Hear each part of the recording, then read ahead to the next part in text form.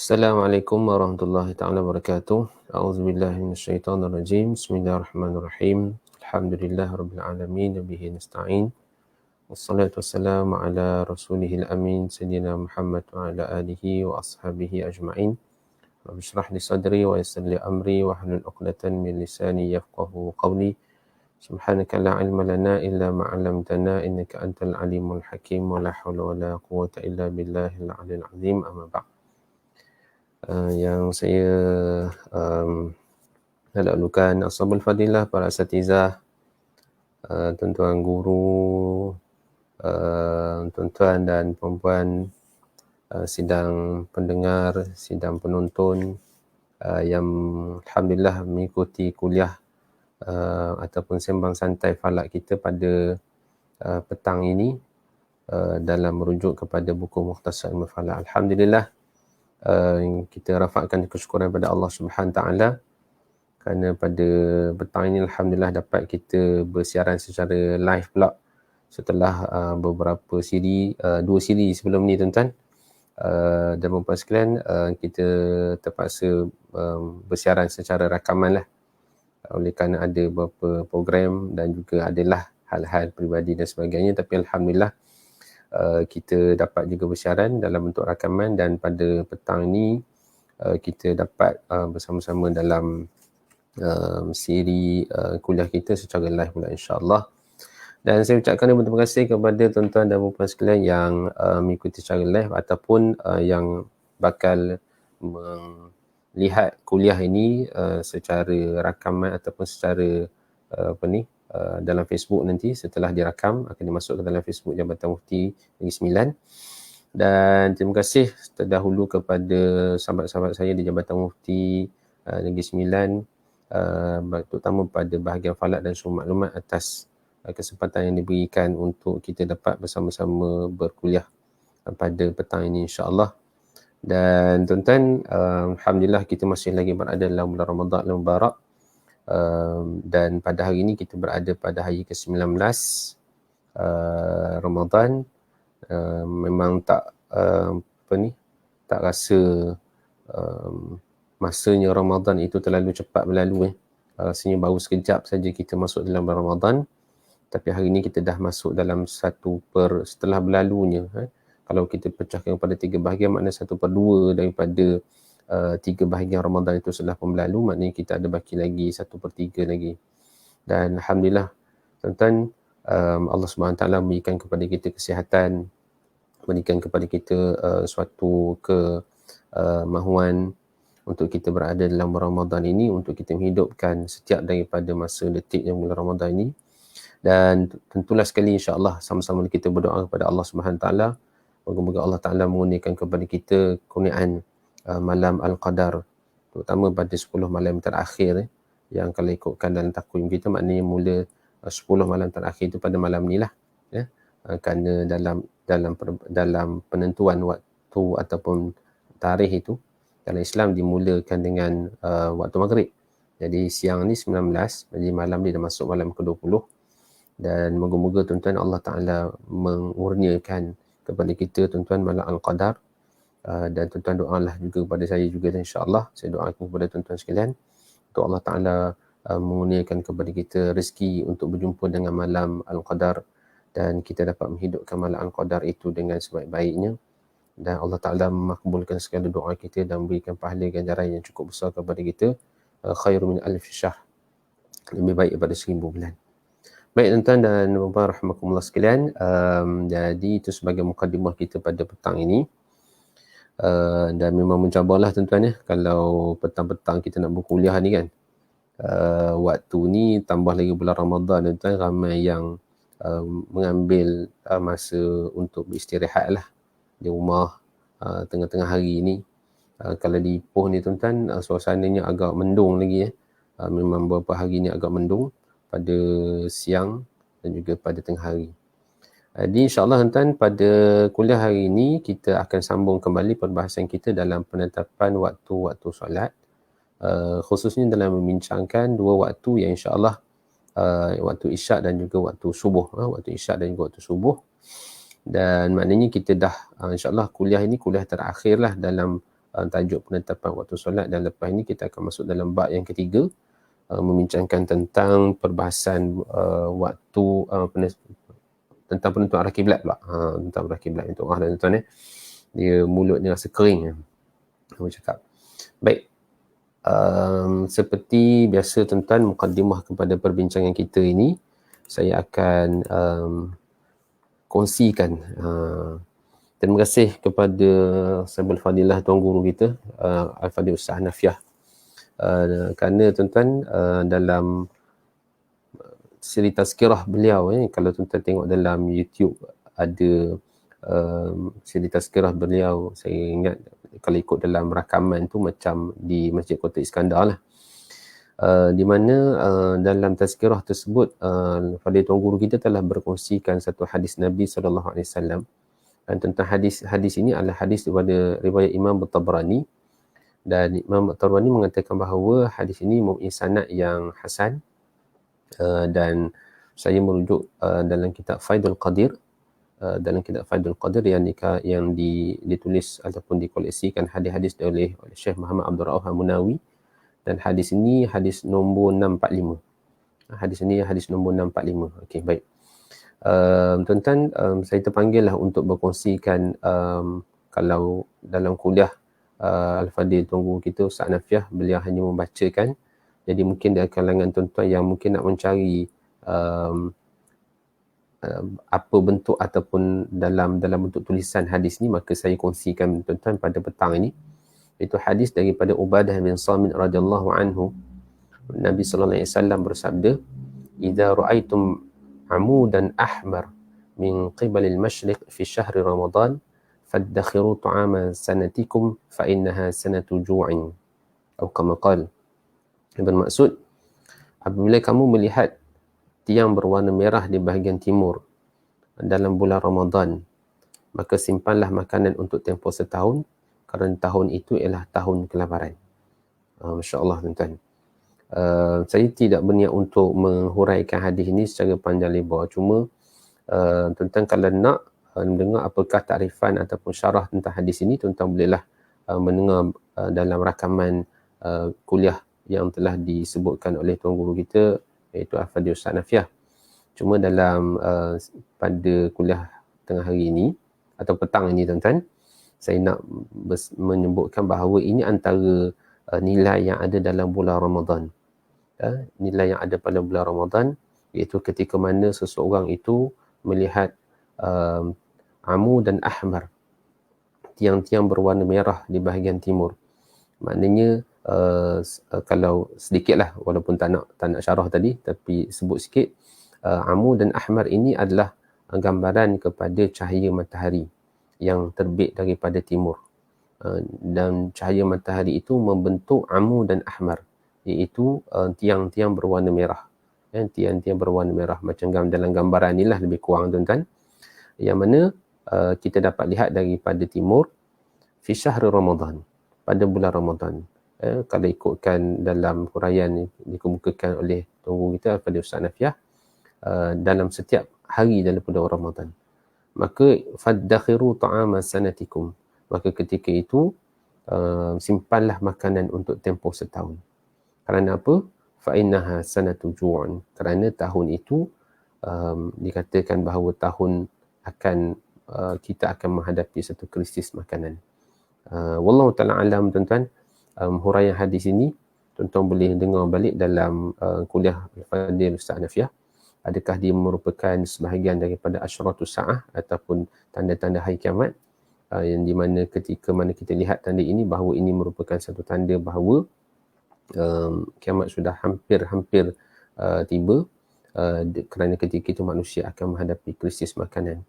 Yang kita tahu bahawa krisis makanan ini adalah satu benda besar yang akan menyebabkan masalah kepada negara, bahkan kepada dunia, dan mungkinkah itu sebahagian daripada tanda-tanda kiamat. Wallahu ta'ala alam tuan-tuan. Tetapi apa yang saya nak kongsikan dalam hadis ini, bahawa ini antara nilai yang ada dalam bulan Ramadan, yang mana kalau kita lihat dalam bulan Ramadan ni, Allah Ta'ala sebutkan dalam surah Al-Qadar, bagaimana Al-Qadr, inna anzalnahu fi lailatul qadr itu, bagaimana Allah Ta'ala menyebutkan dalam ayat keempat tu kan, tanazzalul malaikatu warruhu fiha biizni rabbihim min kulli amr. Dalam beberapa tafsir menyebutkan bahawa bagaimana pada malam itu malaikat dan juga Jibril alaihissalam turun dengan izin Tuhan mereka kerana membawa segala perkara yang telah ditakdirkan berlaku pada tahun itu dan juga pada tahun itu.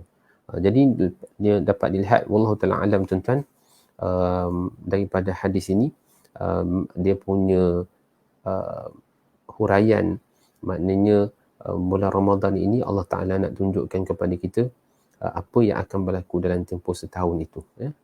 Pentingnya bulan Ramadan ini. Jadi itu sebahagian daripada perkongsian sebagai mukadimah kita pada petang ini, insyaAllah. Baik tuan-tuan, rahmatullah sekalian, tuan-tuan, kita lanjutkan perbahasan kita insyaAllah pada petang ini dengan perbahasan waktu isyak, merujuk pada halaman 70.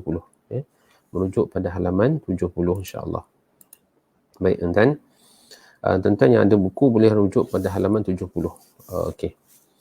Kuliah kita ni tuan-tuan, pasal saya kali pertama live ni sepanjang bulan Ramadan ni, jadi insya-Allah kuliah kita ni akan berlangsung pada jam 3 suku sehingga pukul 4 suku lah, insya-Allah. Baik. Saya cuba cover untuk dua tajuk ni tuan-tuan, kerana kalau ikutkan dua tajuk ni, isyak dan subuh ni, kalau kat Masjid Surau ni, saya rasa ambil masa dekat isyak tu saja, ambil masa hingga 3 ataupun 4 kuliah.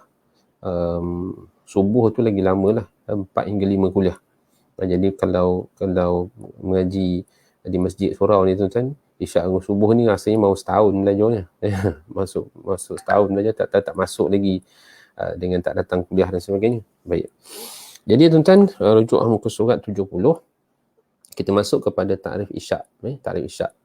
Tuan-tuan, takrif isyak dapat dibahagikan kepada dua, seperti mana yang kita bincangkan sebelum ni dan apa yang telah menjadi kelaziman lah tuan-tuan dalam buku kita ni. Ditakrifkan kepada dua, satu dari sudut bahasa, satu dari sudut istilahnya. Baik. Isyak dari sudut bahasa adalah merujuk kepada makna ataupun kepada masa malam menjadi gelap. Masa malam menjadi gelap. Kalau tuan-tuan dapat lihat dalam gambar rajah yang tak berapa jadi inilah, sekadar yang saya mampu buat dalam bentuk PowerPoint tuan-tuan. Nak menggambarkan awan hitam tu, nak menggambarkan bahawa suasana tu jadi gelap sebenarnya. Suasana jadi gelap walaupun background dia putih. Tapi nak menggambarkan suasana itu ketika mana isyak itu, kalau dalam lafaz isyak itu sendiri merujuk kepada malam itu menjadi gelap.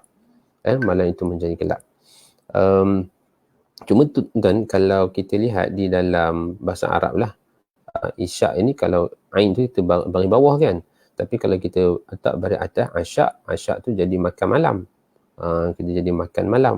Jadi malam juga, tapi dia merujuk kepada makan malam.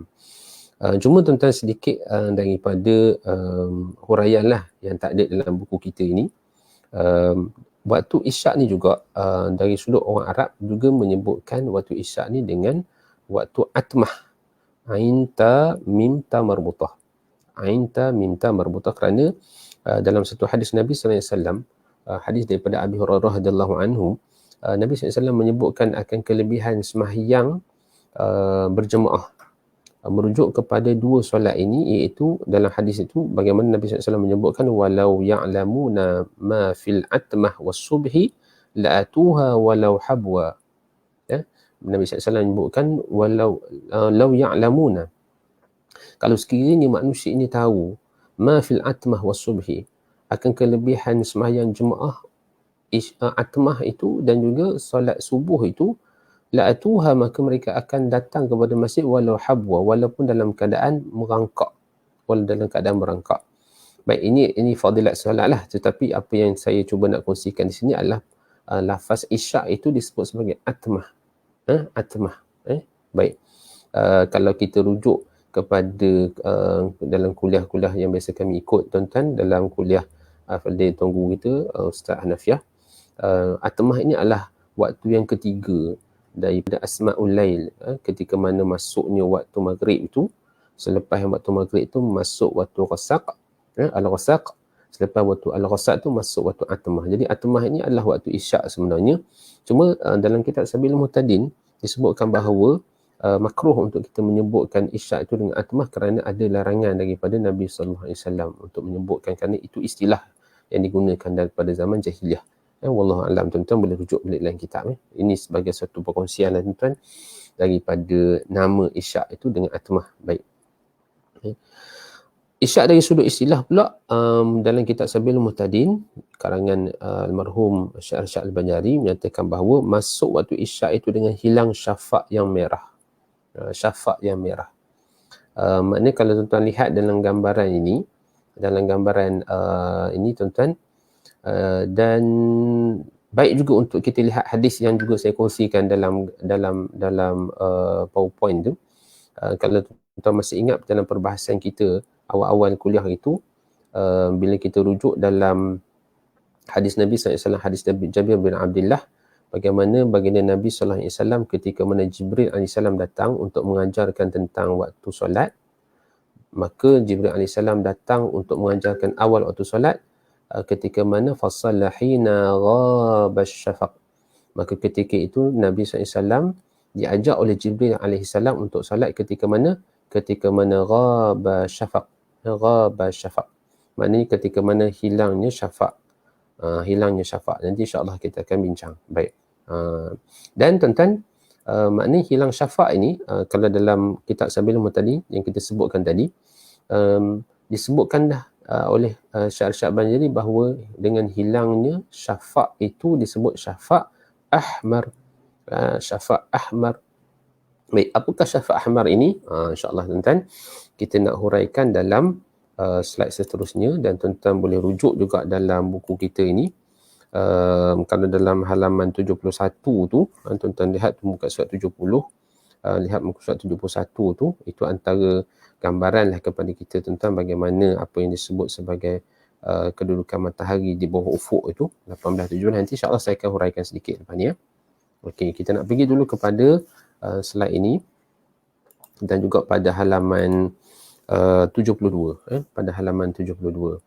Okey, sampai itu saya lalukan sahabat-sahabat kita yang komen dalam ni, Encik Zahin, Zainal, Ustaz Amri, ni orang kuat kita ni, Cik Hafiz. Okey, alhamdulillah, terima kasih kerana sudi bersama-sama dengan kita dalam kuliah ini, insya-Allah. Baik. Dalam kitab Subulus Salam menyatakan bahawa syafaq adalah baki cahaya matahari. Tuan-tuan, kalau tuan-tuan ada buku surat 72 ni, dua kali pula matahari tu. Cahaya matahari, cahaya matahari, satu ialah mataharinya. Baik, syafaq adalah baki cahaya matahari yang berada di langit setelah ia terbenam. Itu maksud syafaq, tuan-tuan, dalam kitab Subulus Salam. Maknanya syafaq ini, kita tak pergi lagi kepada ahmar ke abyad ke, nanti dulu. Kita pergi dulu kepada perbahasan tentang apa yang disebut sebagai syafaq. Maksudnya syafaq itu adalah baki cahaya matahari yang berada di langit setelah matahari terbenam. Maknanya tuan-tuan, setelah matahari terbenam, kalau tuan-tuan masih ingat perbahasan kita dalam waktu maghrib hari itu, kan, yang mana Nabi SAW menyebutkan dalam hadis daripada Abdullah bin Amr, Nabi SAW menyebutkan waktu salat maghrib itu, waktu salatil maghrib malam yaghrib syafaq. Waktu solat maghrib ni selagi mana ada syafaq. Baik. Maka dalam konteks ini tuan-tuan, selepas matahari terbenam tu akan ada syafaq yang warna merah, ataupun kita sebut sebagai mega merah di langit. Dan selepas daripada waktu maghrib ini, kalau kita lihat, insya-Allah tuan-tuan, kepada tuan-tuan yang mungkin kali pertama lah mendengar maklumat ini, lepas berbuka ni, setelah berbuka nanti tuan-tuan, kalau tuan-tuan lepas itu nak pergi sembahyang maghrib di masjid, tuan akan dapat lihat bahawa di sekitar langit terutama di sebelah barat itu kadang, dan selepas daripada masuknya ataupun ketika masuknya waktu isyak ni, langit akan menjadi sepenuhnya gelap. Langit akan menjadi gelap sepenuhnya. Ketika itu tuan-tuan, mega merah ni tak ada dah. Mega merah ni tak ada. Jadi itu antara apa yang disebutkan sebagai syafaq. Baik. Cuma tuan-tuan, dari sudut istilah bahasa Arab, Kerana kita apa-apa pun dalam fiqh ni tentu sekali lah dalam hadis Nabi dalam Quran dan juga hadis Nabi SAW dalam bahasa Arab. Maka kita rujuk balik dalam bahasa Arab. Maka dalam bahasa Arab, syafa' ini ada dua maksud, ada dua makna penggunaannya. Satu, syafa' yang dikatakan syafa' ahmar. Syafa' ahmar ini adalah syafa' yang berwarna merah. Yang kedua disebut sebagai syafa' abyad, iaitu syafa' yang berwarna putih. Maknanya kalau dari sudut bahasa, dua-dua ni valid lah. Dua-dua ni valid. Boleh merujuk kepada ahmar, syafa' yang warna merah, dan juga syafa' yang berwarna putih. Dua-dua valid. Maka di sinilah tuan-tuan, para ulama membincangkan hal ini, yang mana sebenarnya syafa'. Bila dalam hadis Nabi SAW menyebutkan bahawa malam yaqid syafa' itu, ataupun dalam hadis daripada Jabir bin Abdullah ini mengatakan bahawa ketika mana yaqid syafa' itu hilang juga syafa'. Syafa' apa?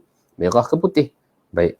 Maka Imam Syafi'i, Imam Maliki dan juga Imam Ahmad menjelaskan bahawa syafa' yang dimaksudkan dalam hadis itu adalah syafa' ahmar.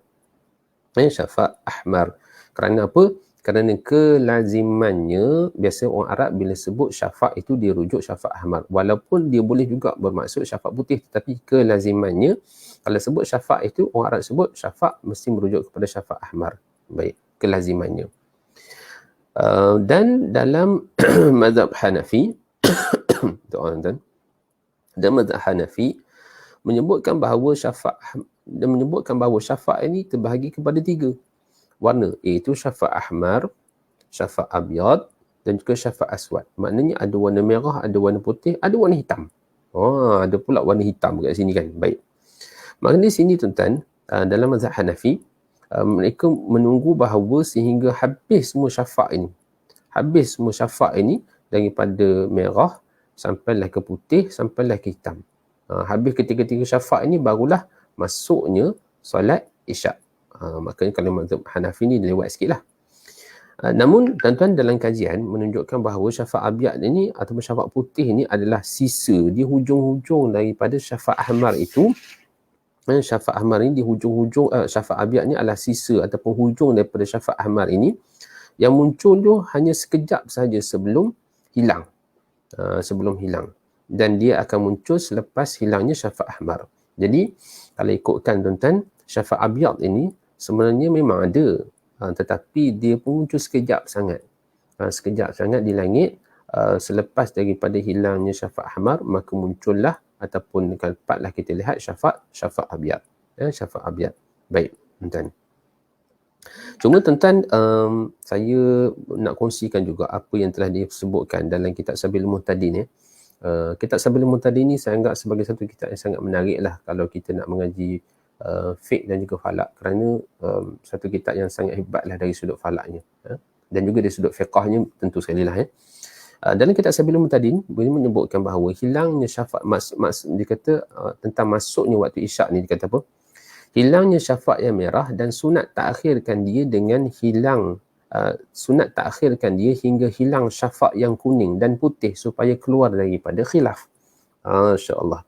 Maknanya tuan-tuan, di sini yang pertama saya nak sebut dari sudut hukum lah. Maknanya kalau berdasarkan kepada kitab Sabilul Muhtadin, Syekh Arsyad Banjari menyebutkan bahawa sunat untuk kita tunggu ataupun kita lewatkan sikit solat isyak tersebut supaya apa? Khuruj minal khilaf mustahabun, dalam kaedah kan. Keluar daripada khilaf itu adalah yang terlebih baik. Maka kalau kita tunggu sekejap, untuk kita keluar daripada khilaf dalam masalah penentuan awal waktu isyak ini sehingga warna kuning dan juga warna putih syafa' itu pun hilang, maka itu hukumnya adalah sunat dalam kitab Sabilul Muhtadin. Cuma di sini adalah nak sebut bahawa Imam Syekh Arsyad Banjari mengakui bahawa, menyebutkan bahawa syafa' itu ada warna merah, ada warna putih dan juga ada warna kuning, ada warna putih. Ini menariknya tuan ya. Baik. Cuma kalau tanya saya lah, sebenarnya saya pun tak pernah tengok lagi syafa' yang berwarna putih itu. Syafa' yang warna kuning itu kita perasan lah selepas warna merah tu dia akan jadi warna kuning sikit. Yang warna putih itu mungkinlah kita kena pergi kepada tempat-tempat yang betul-betul gelap ya. Baik. Tu kena tanya kepada Fadil Ustaz Hardi lah, yang ada master dalam bidang waktu solat dan sahabat-sahabat lain lah yang biasa buat kerja-kerja cerapan di tempat-tempat yang gelap ni. Baik. Bermakna, tuan-tuan, sambung pada buku kita, bermakna waktu isyak ni bermula bila langit kelihatan gelap seluruhnya dan bebas dari cahaya matahari yang terbenam.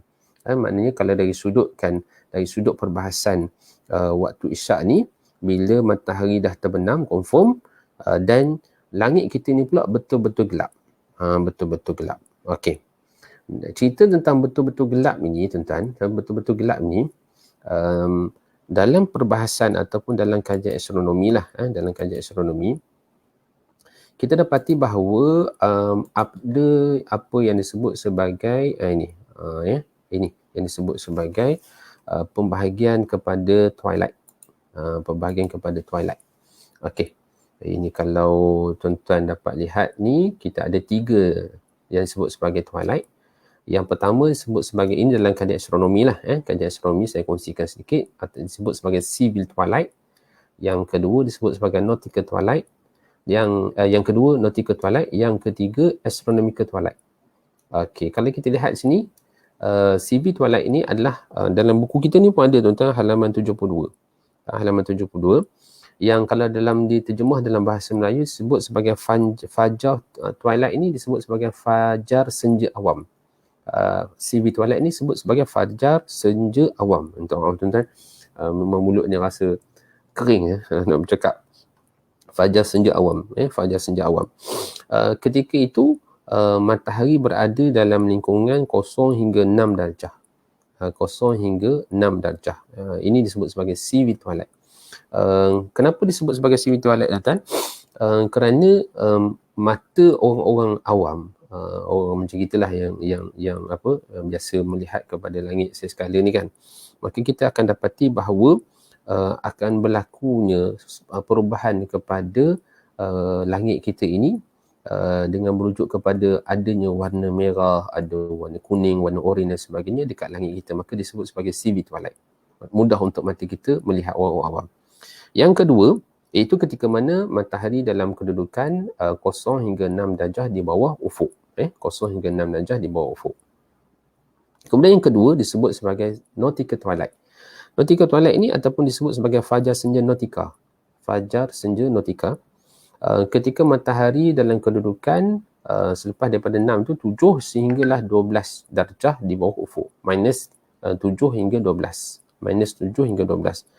Ketika ini tuan-tuan disebut sebagai nautika. Saya pun cuba cari jugalah, search maklumat kenapa disebut sebagai nautika.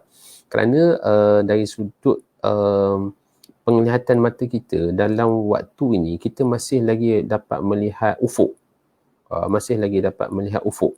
Maknanya kalau kita berada di tengah laut ataupun kalau kita berada di tepi laut, kita masih lagi nampak ufuk ketika itu dalam bentuk ini. Secara kasar mata kita boleh nampak ufuk lagi. Kalau pakai kamera tak cilah, kena tengok dengan mata kasar, nautical twilight. Dan ketika ini kalau kita lihat bintang-bintang ataupun planet-planet itu dah dapat lihat dengan jelas di langit ketika itu. Waktu ni. Kalau kita lihat dalam gambar ni tuan-tuan boleh lihat suasana ketika mana CV twilight itu warna merah dan langit kita ni ada lagi warna putih, biru dan sebagainya. Bila masuk nautical twilight ni, cahaya langit ketika itu ada balam-balam, hanya ujung-ujung tu ada warna putih kan. Ni mungkinlah kot disebut sebagai syafaq abyad tu. Warna-warna putih tu dekat tepi, dan juga kita tapi latar belakang langit tu masih lagi, kalau kita ambil gambar, masih lagi berwarna biru pekat. Biru pekat. Kan? Okey. Kita pergi pula kepada fajar senja astronomi ataupun disebut astronomical twilight. Astronomical twilight. Ketika ini tuan-tuan, astronomical twilight ini dia bermula ketika mana selepas daripada matahari berada bawah di rendah ufuk, bawah ufuk tuan-tuan, bermula daripada 12 hingga 18 darjah. 12 hingga 18 darjah. Maknanya tuan-tuan di sini kita dapat lihat suasana dekat langit kita itu, suasana itu dah menjadi gelap gelita. Menjadi gelap gelita. Dan kalau tengok dalam gambaran ni, saya pilih gambar ni kerana dia dapat menjelaskan apa maksud astronomical twilight itu, kerana objek-objek yang disebut sebagai objek astronomi. Seperti yang kalau kita lihat dalam ni, contohnya macam Milky Way yang kita boleh lihat kan dengan secara jelas. Kalau sekiranya kita berada di kawasan yang betul-betul gelap, tak ada pancaran cahaya, cahaya lampu jalan dan sebagainya kan. maka kita akan dapat lihat Milky Way, dan kita hanya dapat lihat ketika mana dalam fasa astronomical twilight, ketika matahari dah masuk ke bawah ufuk. Okey, baik. Dan dalam lingkungan maksimumnya disebut sebagai 18 darjah di bawah ufuk. Baik. Maka ketika inilah yang disebutkan masuknya waktu isyak, masuknya waktu isyak. Okey, baik. Cuma tuan-tuan, ialah dalam konteks kita kadang-kadang berada di tengah bandar ni, kadang-kadang susah kita nak lihat suasana yang gelap betul, kerana masalah kita di tengah bandar ni adalah kita berada dalam suasana yang ada pencemaran cahaya, kerana ada cahaya daripada jalan, lampu-lampu jalan, ada cahaya daripada lampu-lampu bangunan, menyebabkan kadang-kadang kita tak boleh nak melihat suasana gelap walaupun ketika itu matahari dah berendah di bawah ufuk. Mungkin dah tengah malam dah waktu tu, tapi kita masih lagi tak dapat lihat suasana yang dikatakan sebagai gelap seperti mana yang disebut. Ini kalau kita nak lihat ni kena pergi ke tempat yang betul-betul gelap ataupun yang tak ada pencemaran cahaya lah. Baik. Baik tuan, kita lihat balik dalam buku kita, nak pergi kepada huraian dengan gambar sebelah tu. Okey. Bagi waktu isyak tuan-tuan, sebenarnya kalau kita lihat dalam konteksnya, sebenarnya dia boleh berubah-ubah dia punya nilai ni dalam beberapa penulisan tu yang saya rujuk, termasuk juga dalam tesis yang telah dikemukakan oleh Al-Fadhil Ustaz Ardi, katakan bahawa nilai ini sebenarnya boleh berubah-ubah kerana dia sangat terkesan dengan musim dan juga lokasi. Musim dan juga lokasi. Kalau kita berada di Khatulistiwa tuan-tuan, mungkin waktu isyak ni permulaan dia tu mungkin agak tidak ada kesan sangat. Tapi kalau kita berada pada negara-negara empat musim, terutama bila melibatkan musim sejuk dan juga musim panas, maka dia ada perubahan yang sangat ketara lah. Kerana musim sejuk, malamnya panjang, musim panas, malamnya pendek. Jadi ini akan ada banyak isu. Tuan-tuan boleh search dengan internet juga antara isu-isu yang dikemukakan oleh mereka yang berada di negara-negara four season ini. Dapat lihat antara isu-isu waktu solat, terutama melibatkan waktu isyak dan juga waktu subuh tuan. Saya tak dapat nak ulas kerana kita ada masa yang sangat sangat terhad tuan-tuan dalam hal ini. Dan menurut guru kami juga yang bahagia Profesor Mahathir Dr. Baharudin dalam bukunya Ilmu Falak mengatakan bahawa kod apa yang telah Ibnu Yunus sebutkan bahawa syafaq ini terbahagi kepada 3, iaitu kuning, oranye dan juga merah. Maknanya semua ini tuan-tuan, kalau kita dalam konteks di Nusantara ni mungkin susahlah kita nak dapat lihat. Tetapi kalau kita berada di negara-negara macam kita sebut tadi, negara-negara yang 4 musim, negara-negara latitude tinggi, jadi perubahan ketika mana musim sejuk contohnya. Ketika mana musim sejuk, kita akan dapat lihat perubahan warna langit itu dengan lebih ketara kerana kedudukan matahari itu yang berada di bawah ufuk lebih lama. Jadi kita dapat lihat warna perubahan itu daripada warna merah kepada warna kuning, kepada warna oranye, dan mungkin kita dapat juga lihat warna putih itu dengan lebih jelas. Jadi ini tuan-tuan, mungkin tuan-tuan yang pernah berada di luar negara dalam tempoh yang lama, pasanglah benda-benda macam ni. Baik, bagi kami yang duduk di Malaysia ni lama tuan-tuan, mungkinlah tak nampak, boleh baca sajalah, boleh baca sajalah. Baik tuan-tuan. Dan dalam merujuk kepada konteks kita di Malaysia, seluruh negeri-negeri di Malaysia ni tuan-tuan menggunakan nilai 18 darjah di bawah ufuk. 18 darjah di bawah ufuk ini saya kena patah balik sekejap di gambar ini. Sekejap tuan-tuan. Okey, kalau tuan-tuan dapat lihat dalam gambaran ini, matahari di bawah ufuk 18 darjah. Kalau tadi maghrib 90 darjah 50 minit kan.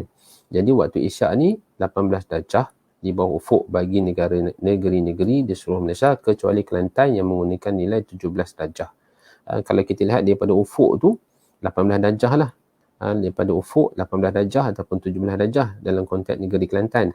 Tapi kalau kita ambil daripada jarak zenit ataupun daripada zenit ataupun tengah kepala kita, maka kita akan dapat nilai 108 darjah dan juga 107 darjah. 108 darjah, 107 darjah. Baik tuan-tuan. Isunya kenapa ini berlaku? Kenapa perbezaan ini berlaku? Ini sekadar satu maklumat ringkas sajalah tuan-tuan. Okey. Kerana kalau kita lihat apa yang saya dapat kongsikan berdasarkan kepada tulisan dan juga kajian oleh beberapa guru-guru kita lah dalam ilmu falak. Contohnya tuan-tuan yang telah dikemukakan oleh yang bahagia Tuan Syed Kamrul Zaman yang di Pertua Persatuan Falak Syariah Malaysia. Nantikan bahawa nilai 18 darjah ini berdasarkan kepada apa yang telah diformulakan ataupun yang telah ditetapkan oleh guru besar kita dalam ilmu falak di Malaysia ni, tuan-tuan, iaitu Tuan Guru Haji Muhammad Khair Taib. Haji Muhammad Khair Taib, tuan-tuan. InsyaAllah kalau ada masa nanti mungkin kita boleh sebutkan sikit tentang latar belakang Tuan Guru kita, Tuan Haji Muhammad Khair Taib, yang mana dinisbahkan pula apa yang Tuan Guru Haji Muhammad Khair Taib ni, tuan-tuan, dapat daripada gurunya, iaitu Syekh Tahir Jalaluddin. Dalam gambar ni lah yang tuan-tuan dapat lihat ni. Dalam gambar ni yang pakai songkok ni dinisbahkan kepada Syekh Tahir Jalaluddin bagi negeri-negeri di seluruh Malaysia. Cuma di Kelantan, tuan-tuan, mereka pakai nilai 17 darjah di bawah ufuk dengan merujuk kepada tulisan ataupun ijtihad yang telah pun digunakan berdasarkan pada ijtihad yang telah dikemukakan oleh tuan-tuan guru, ulama-ulama di Kelantan. Dan antaranya, tuan-tuan, yang telah dikemukakan oleh Saibul Samaha, bekas daripada Mufti Kelantan, iaitu Tuan Guru Haji Muhammad Nur, yang ada menulis kitab Pilihan Mastika, tuan-tuan. Pilihan Mastika. Beliau telah menulis satu buku Pilihan Mastika, dan dalam kitab tersebut menyatakan tentang bagaimana penetapan kepada waktu isyak ni dengan menggunakan nilai 17 darjah, dan antara lain juga kitab-kitab yang menggunakan nilai 17 darjah, tuan-tuan, adalah kitab Syekh Umar Ismail Nuruddin dalam kitab Syamsul Fathiyah, tuan-tuan. Tuan-tuan boleh betulkan sikit ejaan dalam buku kita ni, Syamsul Fathiyah, bukan Fathiyah, tuan-tuan. Dan buku Tuan Guru Haji Muhammad Saleh Harun Kemboja dalam kitab Pedoman Bahagia. Ini buku-buku ni tuan-tuan boleh dapat beli daripada Khazanah Fataniyah. Khazanah Fataniyah, saya pun beli dengan mereka. Koleksi buku-buku ni yang sangat berharga, tuan-tuan boleh jadikan koleksi lah untuk kita melihat pada sumber asal apa tulisan tuan-tuan guru kita yang sangat berharga, tuan-tuan. Okey. Dan tuan-tuan jangan rasa pelik lah, kenapa pula Kelantan pakai 17, negeri-negeri lain pakai 18, kan ini berdasarkan kepada ijtihad yang telah dikemukakan oleh para ulama, tuan-tuan, untuk menilai kepada hilangnya syafaq hamar itu ataupun syafaq abyad dan sebagainya. Jadi ini bukan satu benda yang pelik kalau kita lihat dalam skop yang lebih luas lah.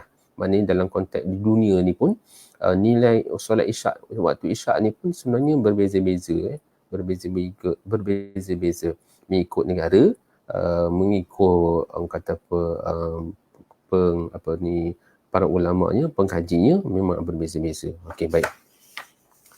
Jadi insya-Allah, tuan-tuan, kita pergi pada halaman, dan ada halaman 74 tu, kalau tuan-tuan dapat lihat halaman 74 tu bagaimana saya kongsikan sikit antara gambar bagaimana sunrise yang disebut sebagai civil yang disebut sebagai civil twilight. Cuma dalam ni disebut sebagai civil dawn lah, nautical dawn, astronomical dawn. Okey, betul ke sebut tu dawn tu, astronomical twilight, astronomical. Okey, tuan-tuan. Okey, jadi dari sudut perbahasan waktu isyak itu, baik. Okey, di sini, tuan-tuan. Jadi waktu isyak itu merujuk kepada nilai matahari daripada jarak zenitnya adalah 108 ataupun 107 bagi negeri termasuklah Perak, tuan-tuan, menggunakan nilai 108, bagi negeri Kelantan menggunakan nilai 107. Daripada jarak zenit dia jadi 108 ataupun 107, ataupun kalau jarak ufuk tu jadi 18 ataupun 17 lah. Maka waktu isyak itu dihitung ataupun secara mudahnya, tuan-tuan, kita ambil daripada waktu istiwa tu, katalah dalam waktu istiwa yang kita dah guna daripada awal kuliah kita itu pada jam 13.03 dan kita ambil lah apa yang disebut sebagai waktu isyak tu, pukul tu, nilai waktu isyak tersebut, maka kita akan dapat daripada jarak zenit ini, daripada sudut jamnya adalah 7 jam 12 minit, maka kita tambahkan nilai tersebut, maka kita dapatlah waktu isyak. Cuma inilah, ini secara formula kasar ni lah, tapi waktu solat kita tak hitung begini, kita ada hitungan yang lebih detail lah. Dan inilah menjawab kenapa hadis tadi yang kita bincangkan, hadis Jabir bin Abdullah tu merujuk kepada waktu zuhur. Kerana daripada waktu zuhur itulah, ataupun daripada waktu sebelum zuhur itu, waktu istiwa itulah kita menghitung waktu solat kita. Okey, baik. Ini secara mudah ya, tuan-tuan. Okey. Cuma tuan-tuan ada sikit lagi perbahasan berkaitan dengan waktu isyak ni, terutama bila Allah. Selamat kejap ya. Okey. Bila kita bincangkan tentang akhir waktu isyak, tuan-tuan boleh rujuk pada halaman 75. Tuan-tuan boleh rujuk halaman 75. Akhir waktu isyak ni menarik perbincangannya kerana dalam hadis Nabi SAW, hadis Nabi bin Abdullah menyebutkan Nabi SAW diajak oleh Jibril AS untuk solat isyak pada hari kedua itu, yang merujuk kepada akhir waktu tu disebut sebagai nisful lail atau qala thuluthul lail, iaitu pada 1/2 malam ataupun 1/3 malam. Okey, baik. Jadi timbullah persoalan, sebenarnya bila habisnya waktu isyak ni? Bila habisnya waktu isyak? Selama ni kita habis waktu isyak bila masuknya waktu fajar ataupun habisnya masuk waktu subuh. Dan okey, sebelum tu saya nak clearkan dululah apa yang kita amalkan pada hari ni sebenarnya tepat. Yang kalau kita rujuk kepada habis waktu isyak tu merujuk kepada waktu fajar. Ini antara apa yang telah saya kongsikan. Syekh Arsyad Banjari sebutkan dalam kitab Sabilul Muhtadin, disebut bahawa waktu subuh itu kekal waktunya hingga terbit fajar sadiq.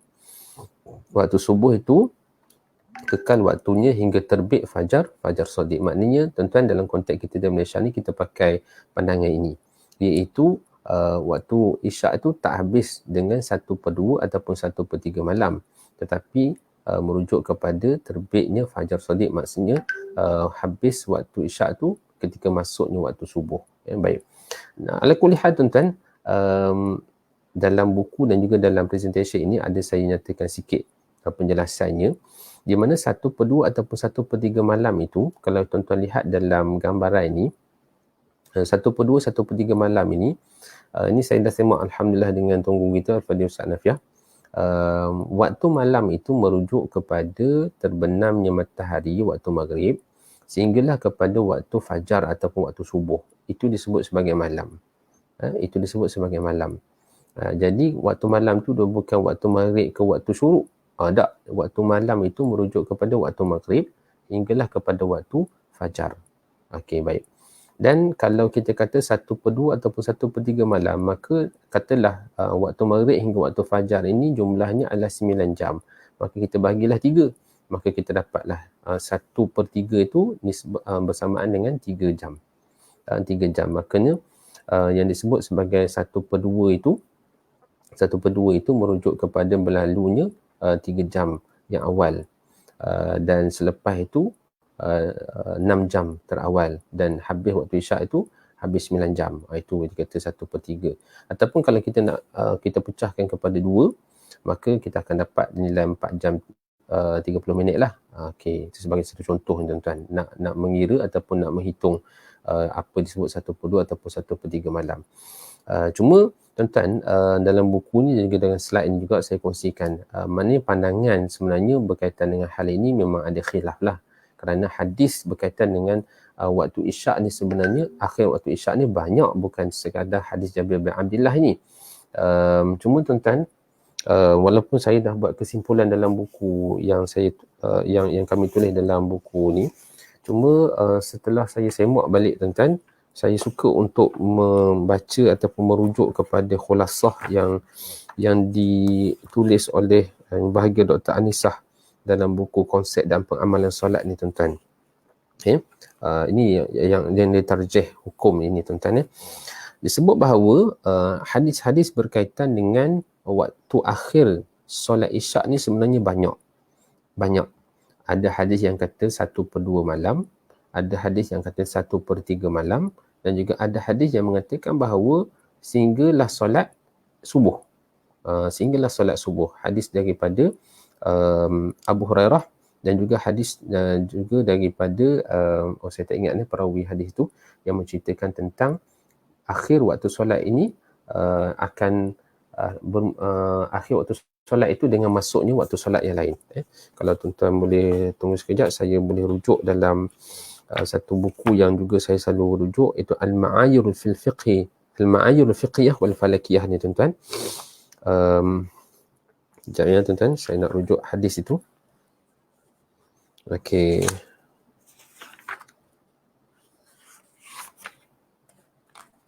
minta maaf, akhir waktu isyak, akhir waktu subuh lah tuan. Ya. Hadis daripada Abi Qatadah tuan. Hadis daripada Abi Qatadah disebutkan bahawa disebut hatta yaji'a waktu salatil ukhra. Jadi waktu solat tersebut akhir itu dengan sehingga datangnya waktu solat yang selepas itu. Jadi hadis berkaitan dengan akhir waktu solat isyak ni tuan-tuan ni banyak. Maka ketika ini tuan-tuan, para muhakkik mentarjihkan hukum dalam masalah ini, mereka melihat bahawa menghimpunkan segala hadis-hadis yang telah pun saya sebutkan tadi, antara contohnya lah daripada hadis Abi Qatadah, hadis Jabir bin Abdullah, dan juga hadis daripada Abdullah bin Amr dan sebagainya. Menghimpunkan hadis itu adalah lebih baik daripada menasakh ataupun mentarjihkan hadis-hadis itu. Ini kaedah yang telah pun disebutkan oleh ulama. Bila ada hadis yang nampak seolah-olah macam berlawanan, maka ketika itu tuan-tuan, para ulama menyatakan bahawa sebenarnya akhir waktu subuh itu adalah merujuk kepada akhir waktu isyak itu merujuk kepada waktu subuh. Akhir waktu isyak itu merujuk kepada waktu subuh. Cuma bila sebut 1/2 malam, 1/3 malam ini, maka di sinilah apa yang disebut sebagai waktu ikhtiar dan juga waktu darurah. Waktu ikhtiar dan juga waktu darurah. Yang menyebutkan bahawa ini saya sebut apa yang di quote oleh Dr. Anisah dalam buku ini, merujuk kepada pandangan Ibnu Qudamah, mengatakan bahawa tidak mentakhirkan solat isyak sehingga 1/3 malam. Jangan kita mengamalkan mentakhirkan solat isyak itu sampai 1/3 malam. Sekiranya mentakhirkan hingga 1/2 malam itu adalah harus lagi. Mana 1/2 malam itu boleh lagi. Sebaliknya selepas daripada 1/2 malam hingga naik fajar kedua itu adalah waktu darurah. Maknanya tuan-tuan di sini, kalau kita nak mengamalkan solat isyak ini, kita kalau terbangun pukul 4 pagi, pukul 3:30 pagi, adakah masih boleh solat isyak? Ya, boleh solat isyak. Kerana masa masih ada. Cuma tuan-tuan jangan dijadikan amalan. Jangan dijadikan amalan, maknanya kita lepas maghrib itu kita bantai tidur tuan-tuan. Contoh malam ni kan. Malam ni kita bantai tidur dalam keadaan kita pun tak tentu boleh bangun, tak boleh bangun. Sebab itu para ulama dalam perbahasan inilah yang saya nak kongsikan. Para ulama kata memakruhkan. Bahkan ada sebahagian ulama mengharamkan solat selepas maghrib, tidur selepas maghrib itu kalau dah tahu bahawa dia tu kalau jenis tidur memang alamatnya subuh esok dah baru bangun, memang terluputlah solat isyak tu. Tapi kalau sekiranya seorang itu tidur dalam keadaan keletihan, kemudian dia bangun pada pukul 3 ataupun 4 pagi, maka bolehkah lagi dia solat isyak? Boleh. Tapi jangan jadikan sebagai satu tabiat, kebiasaan. Asal lepas maghrib dia tidur dan bangun balik dalam pukul 4, pukul 5 itu baru nak solat isyak. Maka ini antara satu benda yang disebutkan oleh para ulama, satu perkara yang dimakruhkan, satu perkara yang dimakruhkan. Tetapi waktu solat tu masih ada. Dan benda ini pun khilaf juga, kerana ada hadis daripada ada hadis lain juga tuan-tuan yang menyebutkan tuan-tuan bagaimana apa yang disebut sebagai hadis daripada Abdullah bin Amr kan, Abdullah bin Umar, minta maaf. Abdullah bin Umar menyebutkan bahawa Nabi SAW satu ketika pernah tunggu sampai 1/2 malam, dan bila Nabi keluar solat itu selepas 1/2 malam, Nabi sebut bahawa kalau tak dijadikan keberatan untuk umat aku ni, maka aku akan suruh solat isyak dalam waktu ini. Dan sebab itu para ulama kata sunat pula untuk takhirkan solat isyak itu. Wallahu ta'ala alam. Tuan, ini perbahasan fiqh lah. Cuma ala kulli hal tuan-tuan, kalau kita lihat secara umum dalam konteks kita di Indonesia, solat subuh itu berakhir dengan solat subuh lagi. Solat isyak itu berakhir dengan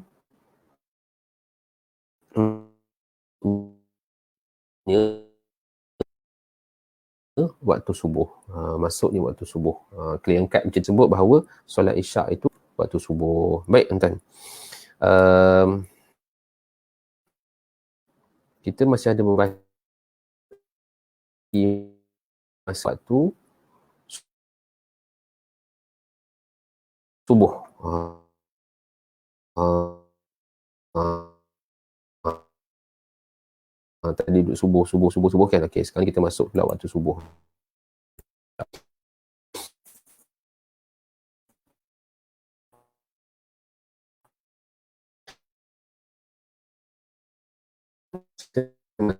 Lah, tuan ada apa-apa soalan yang nak ditanyakan mungkin kuliah-kuliah sebelum ni yang mungkin saya pun tak dapat nak menjawab, tuan-tuan boleh tanyalah dalam ruangan komen ini.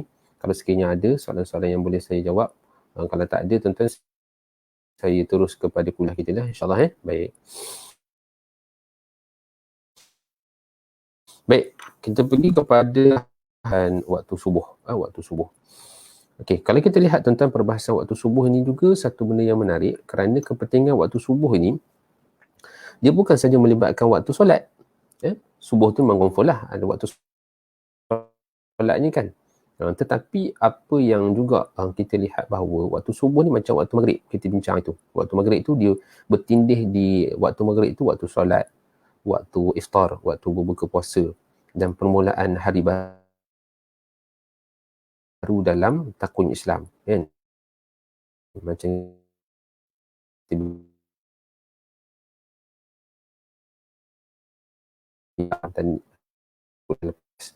dan dalam konteks pada Ramadan. Okey, baik. Yang gambar ni memang ada mungkin line tak berapa cantik lah. Kepentingan waktu subuh ini di samping di waktu solat, waktu subuh tu nak waktu solat, antara kepentingan juga adalah dia melibatkan waktu imsak bagi puasa. Alhamdulillah, tuan-tuan, kita bincang waktu subuh ni dalam waktu kita berpuasa ni memang jelas lah. Kerana kalau dalam waktu imsak dalam konteks takwim kita pada hari ini,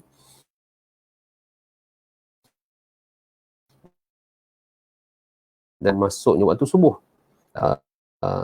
Kita lihat waktu subuh kita ini merujuk kepada waktu kita, 10 minit sebelum itu dia merujuk kepada waktu itu tu kan saya terganggu kejap-kejap, hilang kejap ada. Jadi waktu imsak dalam konteks yang saya nak sebut sini adalah waktu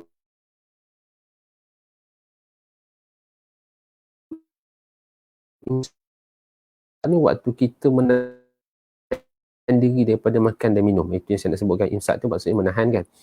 Menahan diri daripada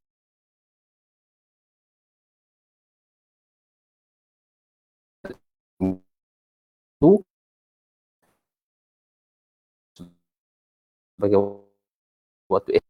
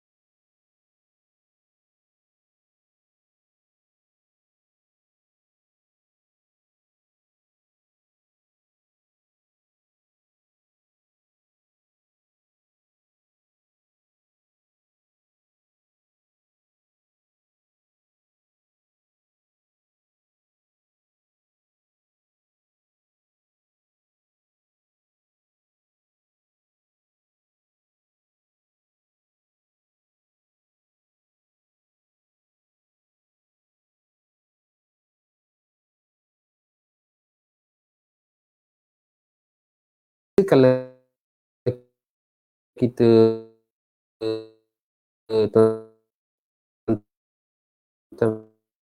biasa ada di sebelah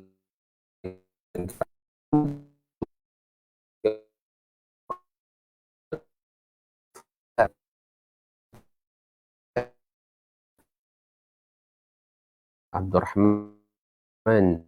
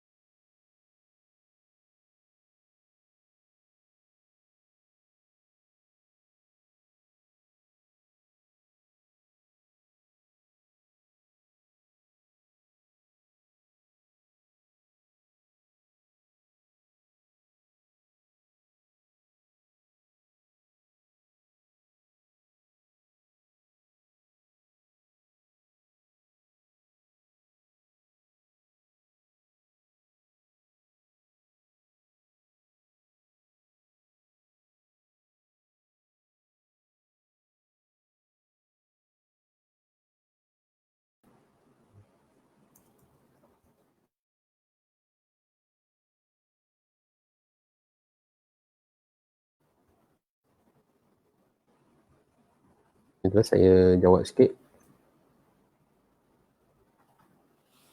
Okey, bentar ya.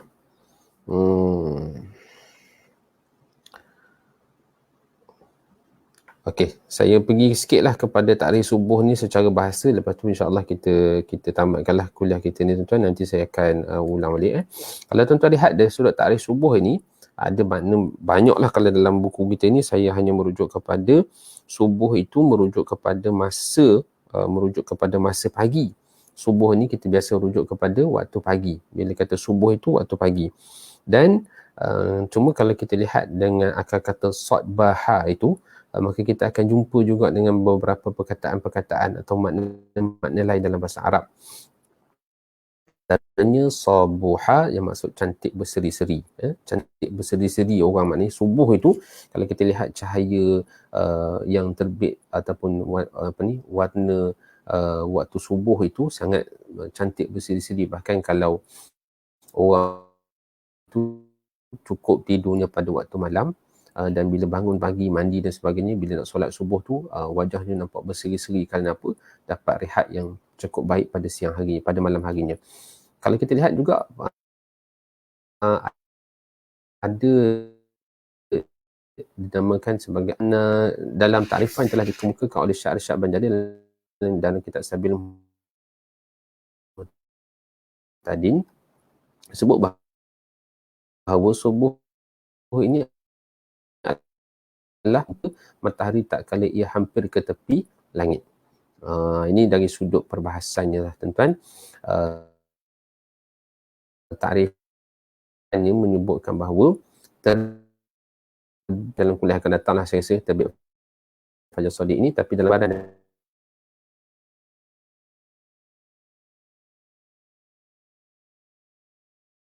dalam gambar ni saya akan hurai nanti,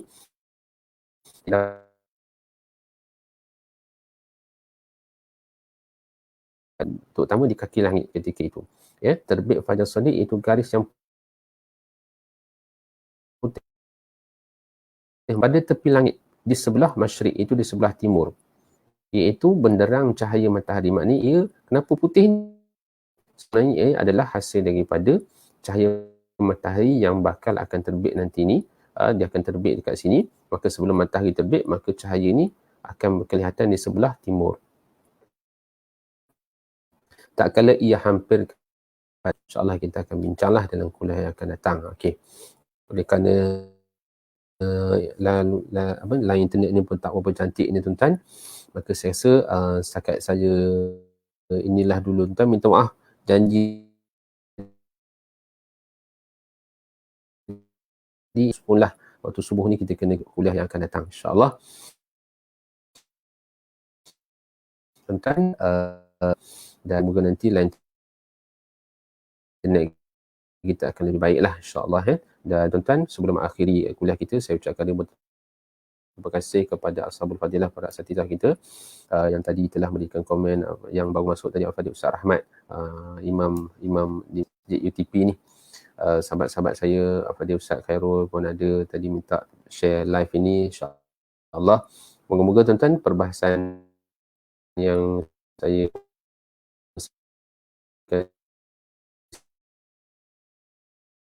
sini dapat memberikan kepada kita semua.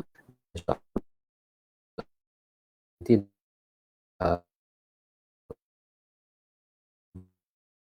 kita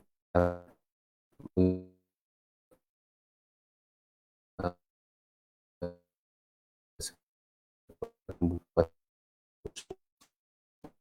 kemudian